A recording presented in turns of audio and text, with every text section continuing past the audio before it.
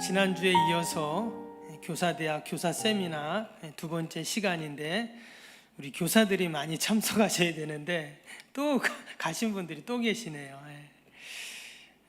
그래서 제가 녹화를 해서 유튜브에다 올려놓을 테니까 여러분들 꼭 집에 가셔서 우리 교사 선생님들은 또 다시 한번 말씀을 듣고 또 되새기는 시간이 되시기를 바랍니다. 우리가 지난주에 이사야서 58장 말씀을 함께 보았죠. 기억나시는가 모르겠는데 우리가 자녀들에게 또 우리 아이들에게 다음 세대들에게 무엇을 가르쳐야 될지 또 왜 가르쳐야 하는지에 대한 말씀 또 그 결과가 어떤 것인지에 대해서 잠깐 살펴보았습니다. 여러분 우리가 아이들에게 참 가르칠 게 참 많잖아요. 특별히 우리 신앙의 자녀들에게 정말 가르칠 게 참 많습니다. 아이들에게 예배하는 것도 가르쳐야 되고 기도하는 방법 가르쳐야 돼요. 또 헌금 생활하는 것도 가르쳐야 됩니다. 또 교회 봉사하는 것도 어떻게 하는 건지 다 가르쳐 줘야 되죠. 그러지 않으면 시간이 점점 가면서 우리가 갖고 있었던 소중한 그 신앙의 유산들이 점점 이렇게 왜곡이 되거나 소멸이 됩니다. 그러면 결과는 우리 저 유럽의 지금 교회들처럼 그런 결과가 나올 수밖에 없어요. 그래서 우리 성도들에게 하나님이 주신 사명 중에 하나는 뭐냐? 하나님이 나에게 주신 이 은혜, 또 이 신앙과 믿음을 우리의 다음 세대들에게, 젊은이들에게, 다음 자녀들에게 잘 전수하는 것이 우리의 사명입니다. 아멘. 그리고 우리 어르신들은 특별히 이제 나는 뭐 나이 먹고 이제 끝났고 은퇴했는데 이렇게 생각하시면 절대 안 됩니다. 자녀들에게 다음 세대들에게 신앙을 전수하는 것은 은퇴가 없어요. 이거는 도리어 우리 은퇴하신 분들이 더 열심을 내서 우리의 다음 세대들에게 이어줘야 됩니다. 근데 우리 아이들에게 꼭 우리가 가르쳐야 할 것이 있다고 했어요. 다른 것보다 이거를 꼭 가르쳐야 되는데 이게 뭐냐? 바로 하나님이 너와 함께 하셔, 하나님이 너 인생을 인도하셔 라는 믿음을 가르쳐야 된다는 거예요. 지난주 이사야 58장 11절 말씀처럼 우리가 아이들에게 하나님이 너와 함께 하신다, 하나님이 너 인도하셔 네 인생을 이렇게 가르칠 때 그 아이들이 혹이라도 메마른 곳에 있어도 어떻게 된다 그랬죠? 하나님이 물된 동산 같은 곳으로 그들을 인도하신다 그랬어요. 그 메마른 곳에서도 그들의 영혼이 만족하고 그 뼈가 견실하다 그랬죠. 그리고 물이 마르지 않고 날마다 생수가 샘솟는 샘과 같은 삶을 살 수 있다 하는 말씀을 우리에게 주셨습니다. 그래서 우리가 아이들에게 반드시 그걸 가르쳐야 돼요. 하나님이 너와 함께 하신다. 네 인생을 인도하셔. 그리고 또 한 가지 뭐였죠? 하나님이 너를 귀하게 사용하실 거야 라는 비전을 심어줘야 한다고 했습니다. 이사야 선지자 시대 바벨론이 이스라엘을 계속 쳐들어옵니다. 1차, 2차, 3차. 결국은 이스라엘이 멸망한다 했죠. 그리고는 사람들이 포로로 끌려가고 다 뿔뿔이 흩어지고 나라가 완전히 황폐화 됩니다. 그 사람들 마음속에는 옛날 그 다윗 때를 생각합니다. 솔로몬 때를 생각해요. 야, 그때 우리가 얼마나 좋았냐. 그 이스라엘의 영광을 생각을 하는데 지금 나라 형편을 보니까 이제 그거는 다 끝났다는 거예요. 그런데 하나님이 이사야 선지자를 통해서 뭘 말씀하시냐? 끝나지 않았다는 얘기를 합니다. 그리고는 너희의 자녀들을 통해서 하나님이 다시금 세우시고 일으켜 세울 거다 이 말씀을 하시는 거예요. 그게 이사야 58장 12절에 나왔죠. 12절만 한번 볼까요? 내게서 날 자들이, 그러니까 자녀들을 말합니다. 오래 황폐된 곳들을 다시 세울 것이며 너는 역대를 파기한 기초를 쌓으리니 너를 일컬어 무너진 데를 보수하는 자라 일컬을 할 것이며 길을 수축하여 거할 것이 되게 하는 자라 하리라. 여기 분명히 내게서 날 자들이 그랬어요. 그들이 다시금 다 세운다는 겁니다. 여러분 여기에 소망이 있는 줄로 믿습니다. 아멘. 그래서 우리가 우리의 자녀들에게 말씀을 가르치고 신앙을 잘 전수해야 됩니다. 우리 옆에 있는 분들에게 다시 한번 이렇게 권면하면서 또 다짐하면서 얘기해 봅시다. 자녀들에게 말씀을 잘 가르칩시다.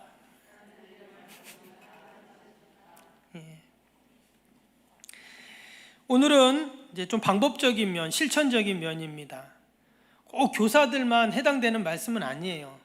우리 모든 성도님들 다 해당되는 그런 말씀입니다. 오늘 설교 제목을 보시면 QT에서 ST, 성령 타임으로라고 이렇게 되어 있어요. 여러분 QT는 다 들어보셨을 줄 압니다. quiet time이라고 하죠. 아마 우리 성도님들 중에는 QT를 하시는 분들도 계실 줄 압니다. 요즘에는 그런 QT를 할 수 있는 좋은 책자들이 많이 나와 있어요. 여러분 생명의 삶이라는 책 아시죠? 두란노에서 나온 생명의 삶. 또 유니언 성서 유니에서 나온 매일 성경이라는 QT집도 있고요. 저도 한동안 우리들 교회에서 나온 QT인이라는 QT집을 계속 이렇게 구독해서 본 적이 있습니다.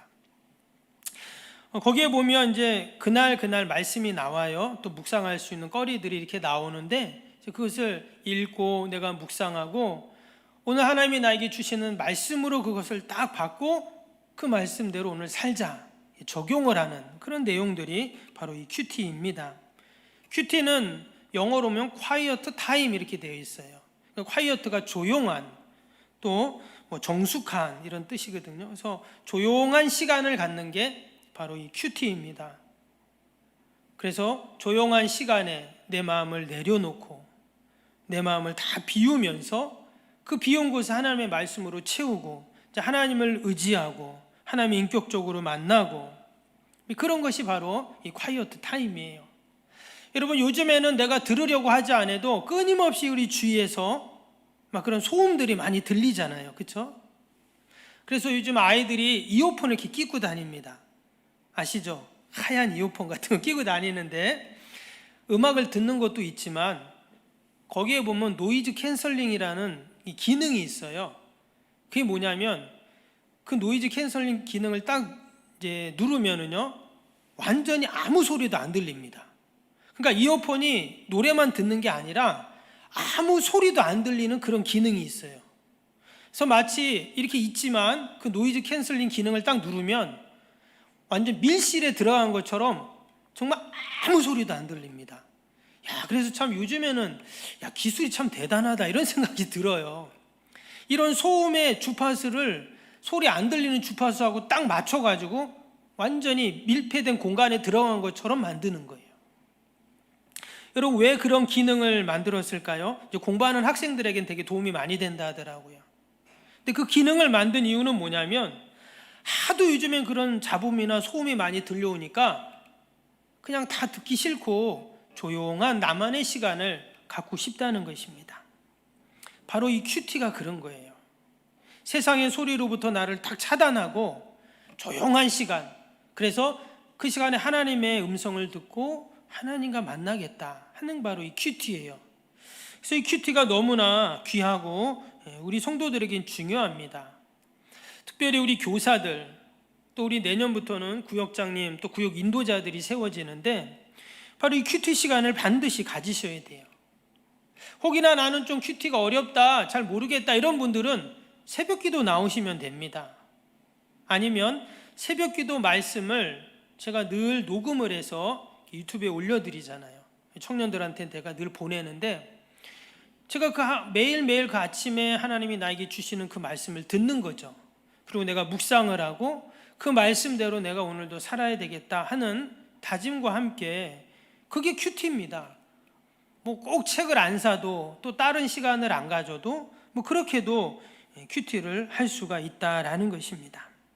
근데 여러분 특별히 우리 교사들 또 구역장 인도자들도 마찬가지지만 여러분 내가 하나님의 말씀을 듣고 그 말씀을 받아가지고 우리 자녀들에게 가르치고 우리 아이들에게 가르쳐야 되는 게 맞습니다. 왜 그러냐면 말씀은 영적인 양식이잖아요. 그래서 마치 엄마가 아기를 키우는데 여러분 모유를 주는 게 좋을까요? 분유를 좋은 게 좋을까요? 당연히 모유를 먹이는 게 좋잖아요. 모유라는 것은 엄마가 음식물을 먹고 그 음식물이 모유를 통해 아기에게 갈 때 영향이 있는 거죠. 부녀는 뭐예요? 말 그대로 소 젖을 말려가지고 그것을 물에 타가지고 주는 거잖아요. 당연히 모유가 훨씬 좋은 겁니다. 근데 큐티가 바로 그런 거라는 거예요. 내가 하나님의 말씀을 듣고 또 읽고 묵상하고 그 말씀 속에서 하나님이 나에게 주신 말씀을 찾아서 그 말씀을 우리의 교학교 아이들에게 또 우리의 자녀들에게 또 우리 구역원들에게 그 말씀을 줄 때 그 말씀에 생명력이 있는 거죠. 저도 예전에 청년 때 교사를 했습니다. 교학교 교사를 했는데 그때도 보면 청년 때니까 사실 막 잘 못한 것 같아요. 생각해 보면 막 허겁지겁 공과 공부 준비해가지고 아이들한테 막 공과책 읽고 막 이랬던 적도 기억이 나고 하는데 그것도 할 수 있지만 거기엔 생명력이 없죠.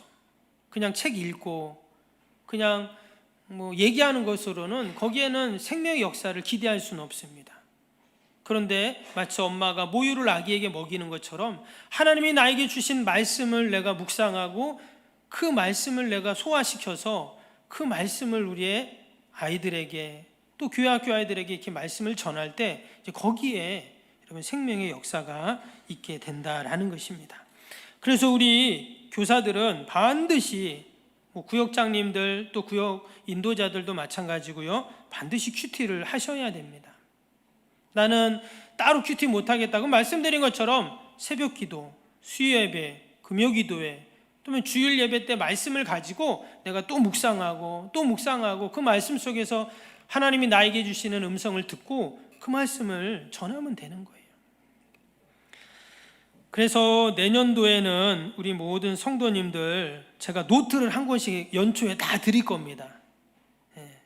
선물로 드릴게요. 그래서 그 노트를 다 가져가셔서 새벽 기도에도 좋고 주일 말씀도 좋고 여러분들 거기다가 오늘 하나님이 나에게 주신 그 말씀 음성을 기록하는 거예요. 날짜를 적고 그게 한 단어일 수도 있고 한 구절일 수도 있고 여러 상관이 없습니다. 그냥 하나님이 오늘 말씀 통해서 새벽 기도 때 말씀을 통해서 주일 예배 말씀을 통해서 하나님 나에게 주셨다 적는 거예요. 그리고 접어가지고 한쪽 면에는 내가 이 말씀을 내가 이렇게 묵상을 하는 거죠. 그리고 생각나는 것을 따로 형식은 없어요. 이렇게 적어보는 겁니다. 그래서 제가 노트를 한 권씩 다 드리려고 합니다. 기대가 되시죠? 아멘. 그래서 연말에는 열심히 큐티 하신 분들에게는 제가 또 큰 상을 드리도록 하겠습니다. 별로 감동이 없으시네. 근데 오늘 같이 나누려고 했는 내용은 뭐냐면요, 설교 제목처럼 큐티에서 ST라고 했어요. 그래서 우리가 하려는 것은 큐티가 아니라 ST를 하자는 겁니다. 무슨 말씀이냐면 이 ST라는 건 뭐냐면 스피리추얼 타임이라고 해서 성령의 시간 또 성령 타임 이렇게 이야기할 수가 있어요. 왜 그러면 큐티가 아니라 ST를 해야 되는가? 말씀드린 것처럼 큐티도 중요하죠. 말씀을 읽고 듣고 그것을 묵상하고 그것에서 하나님이 나에게 주시는 음성을 듣고 내가 오늘 그 말씀대로 살고 이게 적용하는 것, 이게 얼마나 귀하고 소중합니까? 그런데 여러분 큐티에서 제일 중요한 게 하나가 있는데 그게 뭐냐면 이걸 큐티의 꽃이라고도 말을 합니다. 그게 이제 적용이에요. 그러니까 내가 하나님 말씀을 들었는데 내가 그걸 묵상을 했는데 그 말씀대로 내가 살아야 된다는 거예요. 그래서 그것을 적용하는데 내가 그 말씀대로 살지 않는다, 못했다 그러면 그것은 큐티를 실패했다 이렇게까지 말을 해요. 그냥 말씀을 읽고 듣는 것으로 끝나면 안 되고 그렇게 살아야지 이제 적용이잖아요. 이게 바로 큐티입니다. 저도 한때는 큐티를 오랫동안 했는데요, 이 큐티의 한 가지 폐단이 바로 이겁니다. 적용이에요. 적용. 당연히 말씀대로 사는 게 맞는 것 같은데 왜 그러지 목사님, 이렇게 생각하실 수 있는데 여러분 이 큐티를 계속 하다 보면 어떤 일이 생기게 되냐면 하나님 오늘도 제가 말씀 앞에 섰습니다. 나에게 오더를 주세요. 나에게 주문을 주시면 제가 오늘도 그 말씀 갖고 하루 살겠습니다. 이런 관계가 되는 거예요. 근데 여러분, 우리가 말씀대로 살려고 하지만 잘 살아지나요? 문제는 말씀대로 잘 살아지지 못한다는 거예요.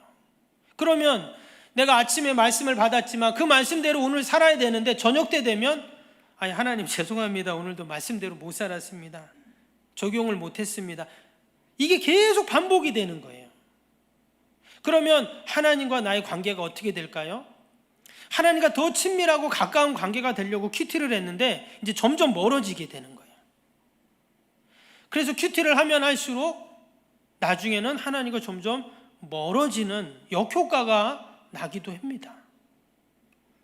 그래서 큐티가 형식적으로 될 수가 있고요. 큐티를 통해서 본질적인 변화가 일어나지 않는 그런 것들을 보게 된다는 것입니다. 그래서 아마 큐티를 책을 사서 하신 분들은 그런 경험이 있으실 거예요. 책 사가지고 몇 번 하다가 그냥 덮어놓는 경우. 저는 많이 그랬는데, 그래서 우리가 큐티에서 머무르면 안 되고 이제 ST를 하자는 겁니다. 그러면 과연 이 성령 타임이라고 하는 ST는 어떻게 하는가? 이 성령 타임은요, 오늘 에베소 1장 1절 2절 말씀을 통해서 제가 그 예를 간단하게 보여드리려고 합니다. 이것은 제가 설교를 준비할 때도 그렇게 이제 사용하는 방법이에요. 어떻게 그러면 우리가 이 ST를 하는가? 내가 말씀을 읽고 말씀을 들을 때, 여러분 이게 지금 되게 중요한 이야기를 제가 하고 있습니다. 특히 우리 교사들에게는 너무 중요해요. 또 우리 자녀들에게 말씀을 가르쳐야 하는 우리 부모들은 너무 중요한 내용입니다. 이 ST에서는 가장 중요한 게 뭐냐면 지지를 찾는 거거든요. 이 지지라는 게 뭐냐면 하나님의 은혜, 그래서 그레이스 갓을 찾는 거예요. 하나님의 은혜를 찾자는 거예요. 말씀 속에서. 오늘 1절을 다시 한번 좀 보겠습니다. 1절 말씀 한번 다시 한번 보시면 같이 한번 읽어볼까요? 에베소 1장 1절입니다. 같이 읽습니다. 시작. 하나님의 뜻으로 말미암아 그리스도 예수의 사도된 바울은 에베소에 있는 성도들과 그리스도 예수 안에 있는 신실한 자들에게 편지하노니. 아멘. 이 1장 1절 말씀을요, 우리가 듣잖아요. 지금 읽었죠. 근데 이 말씀 속에서 우리가 뭔가를 찾자는 겁니다. 마치 보물찾기 하는 것처럼 하나님의 은혜를 찾자는 거예요. 여러분, 이 말씀 속에서 하나님의 은혜가 뭘까요? 한번 말씀을 보세요. 하나님의 은혜를 찾아야 되는데 과연 하나님의 은혜가 뭔가? 그럼 우리가 하나님의 은혜를 알아야 되죠. 은혜라는 것은 뭐냐면 하나님이 우리에게 주시는 모든 좋은 것, 이것이 은혜예요. 뭐라고요? 같이 해봅시다. 은혜는, 한번 해보세요. 지금 교사 대학이잖아요. 교사 세미나니까 잘 들으셔야 됩니다. 은혜는 하나님이 나에게 주시는 모든 좋은 것입니다. 이게 은혜예요. 그럼 오늘 에베소 1장 1절에서 은혜를 찾으시면 됩니다. 하나님이 나에게 주신 좋은 것이 뭔가? 들어보세요. 하나님의 뜻으로 말미암아 그리스도 예수의 사도가 된 바울은 그랬죠. 여기서 하나님이 주신 좋은 게 뭐예요? 바울이 예수님의 사도가 된 것이잖아요. 그렇기 때문에 여기서 하나님이 주신 은혜는 뭐냐면 하나님의 뜻으로 그리스도 예수의 바울은 사도가 되었습니다. 이게 은혜예요. 하나님이 나에게 좋은 주신 게 은혜인 거니까. 이것을 나한테 적용하면 어떻게 됐어요? 하나님은 나를 목사가 되게 삼아 주셨습니다. 우리 장로님들은 하나님의 뜻으로 말미암아 그리스도 예수의 장로로 나를 삼아 주셨습니다. 나를 권사로, 교회학교 교사로 삼아 주셨습니다. 이게 바로 하나님의 은혜인 거예요. 그래서 우리가 말씀을 읽을 때, 들을 때마다 거기서 하나님의 은혜를 찾으시면 돼요. 그리고 내가 그 말씀을 갖고 묵상하는 거예요. 여러분, 하나님 뜻 가운데 저는 목사가 되고 또 우리 장로님이 되고 교사가 되고 구역장이 되고 또 집에서는 부모가 되고 또 석병교회 교인이 되고, 여러분 이 모든 것이 다 하나님의 뜻으로 된 것인 줄로 믿습니다. 이것이 은혜예요. 2절 한번 볼까요? 2절에서도 하나님의 은혜를 한번 찾아보겠습니다.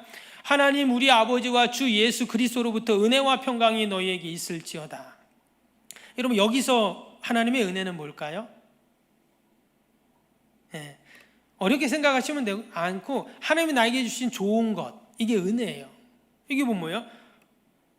하나님 우리 아버지와 주 예수 그리스도로부터 은혜와 평강이 너에게 있을지어다 했으니까, 하나님이 나에게 은혜를 주셨습니다.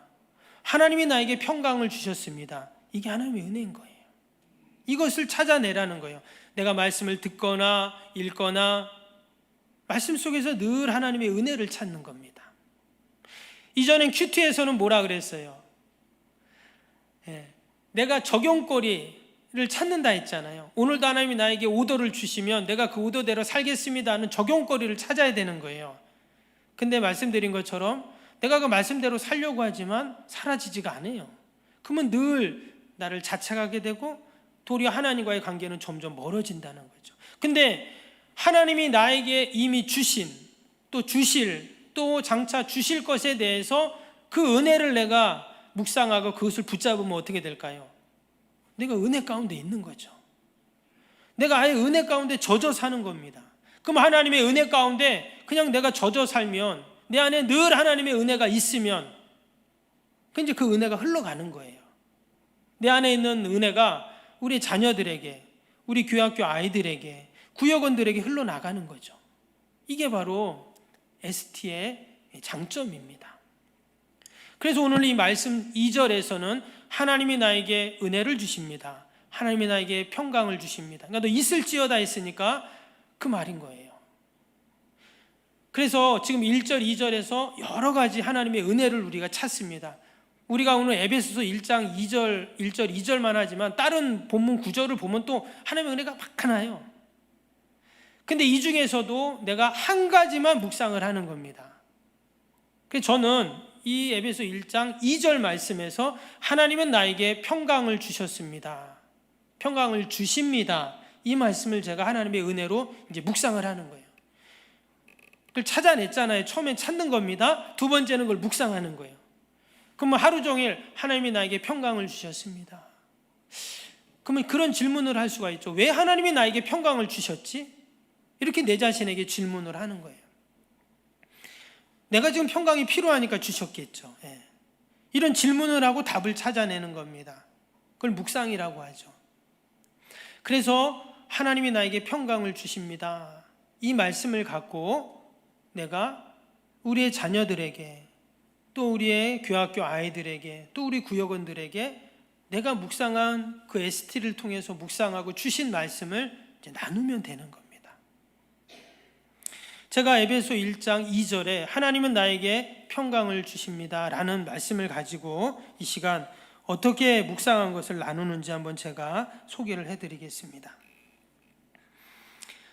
하나님은 우리에게 좋은 것을 주십니다. 여러분, 하나님이 우리에게 주신 좋은 것이 뭐가 있을까요? 가정을 주셨죠. 건강을 주셨죠. 일할 수 있는 일터를 주셨죠. 또 교회를 주셨죠. 또 나라와 민족을 주셨죠. 하나님은 늘 우리에게 좋은 것을 주십니다. 오늘 에베소 1장 2절에 보면 하나님이 평강을 우리에게 주신다고 또 말씀해 주셨어요. 왜 그럼 하나님이 나에게 평강을 주셨을까요? 그것은 바로 하나님은 평강의 하나님이시기 때문에 그렇습니다. 우리가 지금 대강조를 보내고 있는데 이사야서 9장 6절에 보면 예수님에 대한 말씀이 나옵니다. 거기에 뭐라고 나왔냐면, 이는 한 아기가 우리에게 낳고 한 아들을 우리에게 주신 바 되었는데 그 어깨에는 정사를 메었고 그 이름은 기묘자라 모사라 전능하신 하나님이라 영존하시는 아버지라 평강의 왕이라 할 것입니다. 여기 보면 예수님을 뭐라고 했냐? 평강의 왕이라고 그랬어요. 그래서 예수님은 평강의 왕이세요. 그 평화의 왕이 당연히 우리 가운데 오신 게 성탄의 사건이잖아요. 그래서 그 평강의 왕이 우리 가운데 오면 당연히 우리에게 평화와 평강이 임하게 됩니다. 성탄의 소식을 전했던 천사들이 그랬죠. 누가복음 2장 14절에 보면 지극히 높은 곳에서는 하나님께 영광이요 땅에서는 하나님이 기뻐하시는 사람들 중에 평화로다. 천사들이 성탄의 주님을 찬양하는 거예요. 근데 뭐라고 했냐? 하늘에는 영광이고 주님의 성탄이 사람들에게는 평화다. 왜? 예수님은 평화의 왕이기 때문에. 그래서 우리에게 평화를 주시는 분이 누구시냐? 바로 우리 예수님이신 줄로 믿습니다. 성탄의 사건은 어떤 사건이냐? 우리에게 평화를 주시는 사건이에요. 그래서 성탄절날 싸우면 될까요? 안 될까요? 안 됩니다. 도리어 싸우다가도 성탄절날은 휴전하는 게 성탄입니다. 또한 왜 우리에게 평강을 주시는가? 그것은 우리가 평강을 누리기를 원하시기 때문입니다. 여러분, 이미 내가 평강한데 평강을 주실 필요가 없잖아요. 다른 말로 하면 지금 내가 평강을 누리지 못하고 있다는 거예요. 여러분, 부활의 주님이 제자들을 찾아갔습니다.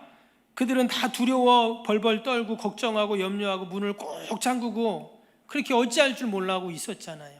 그때 부활의 주님이 가서 그들에게 뭐라고 했습니까? 누가복음 24장 36절에 보면 너희에게 평강이 있을지어다 했어요. 제자들에게. 부활의 주님이 가장 먼저 제자들에게 찾아가 하신 말씀이 너희에게 평강이 있을지어다. 너희가 평강을 누려라. 이렇게 말씀을 하신 것입니다. 레위기 26장 6절에 보면 내가 그 땅에 평화를 줄 것인즉 너희가 누울 때 너희를 두렵게 할 자가 없을 것이며 그랬어요. 이 말씀이 어떤 말씀이냐면 출애굽한 이스라엘 백성들이 이제 광야에 있잖아요. 그들이 이제 약속의 땅 가나안에 가는데 뭐라고 하셨냐면 그 땅, 바로 가나안 땅은, 약속의 땅은 에서는 내가 너에게 평화를 줄 거다. 이렇게 말씀하셨어요. 즉 지난 430년 동안 애굽에서 그들이 살 때는 평화가 없었다는 거예요. 그들이 종살이하면서 늘 고통의 삶을 살았어요. 근데 하나님이 약속하신 적과 꿀이 흐르는 약속의 땅은 어때요? 평화의 땅인 거예요. 왜? 그 땅에서 이제는 더 이상 종살이하지 말고 이제 평강을 누려라 하는 거예요. 그래서 약속의 땅은 어떤 땅입니까? 이런 평강의 땅인 줄로 믿습니다. 그리고 성탄하신 예수님 마지막 십자가에서 하신 너무나 귀한 말씀이 있죠. 이사야 53장 3절에 보면 그가 찔림은 우리 허물 때문이요 그가 상함은 우리 죄악 때문이요 이렇게 징계를 받음으로 우리는 평화를 누리고 했어요. 예수님이 십자가의 징계를 받으심으로 우리가 평화를 누렸죠. 그래서 예수님이 십자가에 달리신 이유가 뭐냐? 우리가 평강을 누리기 위해서라는 거죠. 제가 설교를 준비할 때 이렇게 ST를 합니다. 그 말씀을 묵상하고 거기서 하나님이 주시는 그 은혜들을 찾아보고 그래서 그 말씀을 정말 우리 성도들에게 어떻게 하면 그 하나님의 은혜를 함께 나눌 수 있을까 하는 마음으로 함께 전합니다. 근데 이것이 우리 교사들이 해야 할 일이에요. 우리 구역장님들, 구역 인도자들이 할 일이고 우리 부모님들이 우리 자녀들에게 말씀을 전할 때 이렇게 전해줘야 된다는 거예요. 그래야 우리 아이들이 그 말씀 속에서 하나님의 은혜를 경험하고 그 은혜를 가지고 이 땅에서 승리하는 줄로 믿습니다. 저는 교회학교를 볼 때마다 특별히 우리 직분자들 자녀들이 신앙생활을 온전하지 하지 못하는 모습들을 볼 때마다 참 안타까움이 있습니다. 사실 저부터도 우리의 자녀들을 정말 말씀으로 하나님의 은혜로 잘 양육하고 있는가 사실 부끄러워요. 목사인 저도 그런데 우리 성도님들 사실 쉽지 않죠. 그럼에도 불구하고 우리가 우리의 자녀들에게 정말 내가 먼저 하나님의 은혜 가운데 젖어 있어야 우리 자녀들에게 그 은혜를 나눠주고 그래서 그 은혜가 계속 흘러가서 여러분 하나님이 기뻐하시는 우리 성도들이 될 줄로 믿습니다. 아멘. 그래서 우리 교회학교 아이들에게 다시 한번 우리 교사들이 정말 해야 할 일이 많고 가르쳐야 될 게 많지만 또 우리 자녀 손들에게 가정에서 해야 할 일이 많지만 무엇보다 우리가 이 하나님의 말씀을 그 하나님의 은혜를 잘 전수해 주는 여러분 저와 여러분이 되시기를 주님의 이름으로 축복합니다.